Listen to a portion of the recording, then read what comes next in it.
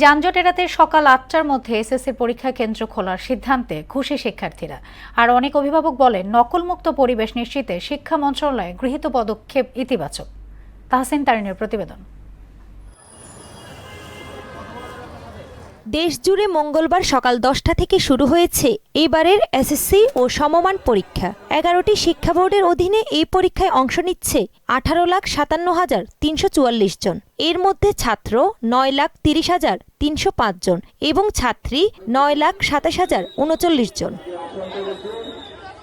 প্রথম দিনে কোনো প্রকার ভোগান্তি ছাড়াই কেন্দ্রে যেতে পেরেছেন শিক্ষার্থীরা।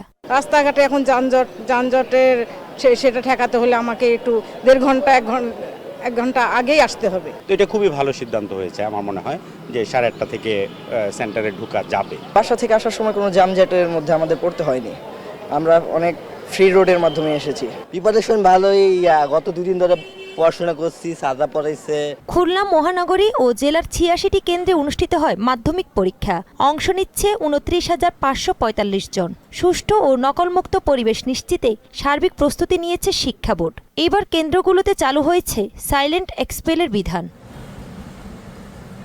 এদিকে ময়মনসিংহ শিক্ষা বোর্ডে পরীক্ষা দিচ্ছে ১,০৭,৬৫১ জন শিক্ষার্থী।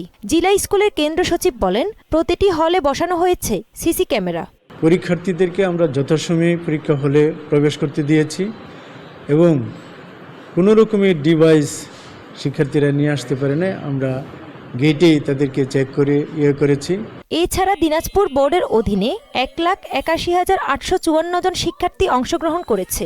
গত বছরের তুলনায় এবার সেখানে পরীক্ষার্থী কমেছে ৫৬৬ জন। সিলেটেও ভোগান্তি ছাড়াই প্রথম দিনের পরীক্ষা দিয়েছেন মাধ্যমিকের শিক্ষার্থীরা। তবে নিরবিচ্ছিন্ন বিদ্যুৎ সরবরাহের দাবি জানান অভিভাবকরা। বিদ্যুতের যে বিভ্রাট লোডশেডিং এর কারণে আসলে তার পড়াশোনার মনোসংযোগ যেটা সেটা নষ্ট হয়ে যাচ্ছে। ম্যাট্রিক পরীক্ষা দিতে পারছি এখন কারেন্টের বিভ্রান্তি লাগবে, তো আমরা গার্জিয়ান তো বলবো। এবার নকলমুক্ত পরিবেশে পরীক্ষা দিতে জিরো টলারেন্স নীতি ঘোষণা করেছে শিক্ষা প্রশাসন। কেন্দ্র এলাকায় ২০০ গজের মধ্যে ১৪৪ দ্বারা জারি করে বহিরাগতদের প্রবেশ সীমিত করা হয়েছে। কেন্দ্রের ভেতরে মোবাইল ফোন সহ ইলেকট্রনিক ডিভাইস নিষিদ্ধ থাকবে। তাহসিন তারিন, মোহনা সংবাদ।